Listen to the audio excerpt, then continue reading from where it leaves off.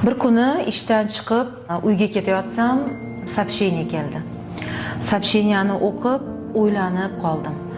Nimaga men Xorazm farzandi, Xorazm qizi bo'lib, nimaga men xorazmlik ayollarni, ya'ni Toshkentga muolajaga bora olmaydigan ayollarni Xorazmda qabul qilmayman yoki nimaga xorazmlik ayollarni men go'zallashtirishga hissamni qo'shmayman degan xayol keldi. Xorazmda go'zallik markazi, ya'ni kosmetologiya markazini ochishimga sabablardan bittasi, bu birinchisi deylik, bu o'sha xorazmlik ayolning menga juda ham ta'sirli qilgan murojaati. Ikkinchisi, albatta muolajalarimga Toshkent shahriga Xorazmdan 1000 kilometr o'rtoqlar, Xorazmdan yo'l bosib kelayotgan ayollar, ya'ni mijozlarimizning soni. Kuniga 30 talab patsient oladigan bo'lsam, shulardan albatta 5 ta 6 tasi xorazmlik va qoraqalpog'istonlik ayollar.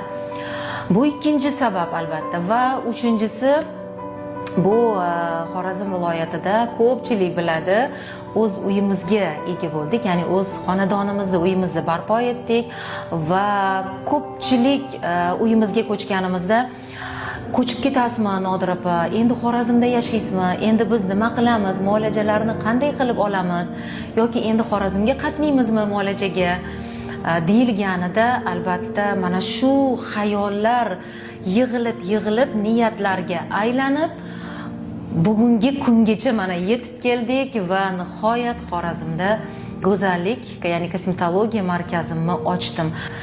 Qiyinchiliklar bo'ldi albatta va qolaversa moliyaviy tarafdan buni xarajatlari juda ham katta bo'ldi. Ba'zi insonlar o'sha Toshkentda turib ham oddiy qila olmaydigan xarajatini biz 100 barobar qilib mana shu markazimizga tikvordik.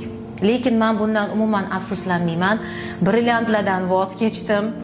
Mashinalardan voz kechdim, chunki turmush o'rtog'im uni o'rniga ke, davay senga yaxshi mashina olamiz, ke uni o'rniga mana bunaqa narsa qilamiz, mana bunaqa narsa olib beraman. Hammasidan to'g'risi voz kechdim, yo'q.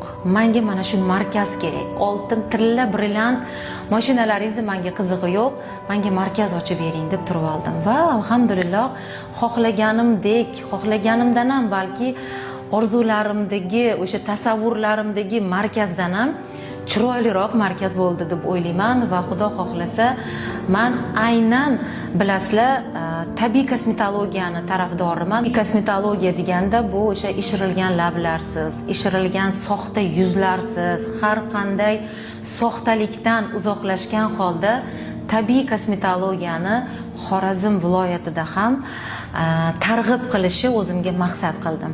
Inshaalloh Xorazmda ham bu narsalardan ozgina uzoqlashtirib ayollarni, ya'ni o'sha har xil noodatiy trendlardan qochgan holda tabiiy go'zallik va ayollarni, bilasiz, Xorazm ekologiyasi salgina qiyinroq ekologiya hisoblanadi, og'irroq ekologiya hisoblanadi, ayniqsa yuz terisi uchun.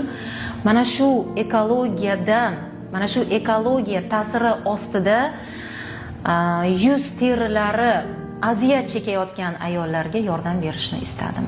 Va Xudo xolasa oldimga qo'ygan maqsadlarimga shu paytgacha erishib kelganman. Bundan buyog'iga ham aynan shu maqsadimga ham erishaman va Xorazmda barcha menga muhtoj bo'lgan ayollarni go'zallashtirishga va'da beraman. Eng asosiysi tabiiylikni asragan holda. Yana bitta narsa haqida gapirib o'tmasam bo'lmaydi.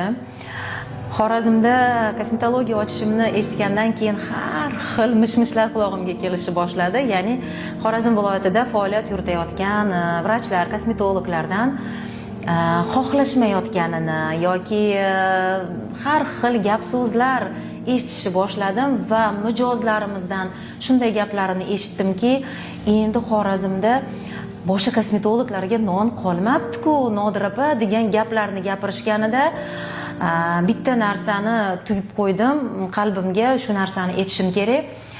Rizq har doim Allohdan. Hurmatli hamkasblarim, Xorazmda faoliyat yuritayotgan hamkasblarim, hech qachon birovni rizqini birov hech qachon o'g'irlamaydi. Chunki har bittamizni rizqimiz Allohdan, har bittamizni faoliyatimiz, qo'limiz, mijozlarimiz bizga oldindan bu yozilgan Alloh tomonidan. O'sha Toshkentgacha qiynalmasdan, qiyin bo'lsa ham borib muolaja olayotgan mijozlarimiz endilikda shu yerdan olishadi xolos. Hech kim bu yerda hech kimni nonini ham olmaydi, rizqini ham va qolaversa patsient ham hech kimdan o'g'irlanmaydi. Hammani ishi o'ziga yarasha, barakasi o'zidan kelib chiqib bo'ladi inshaalloh.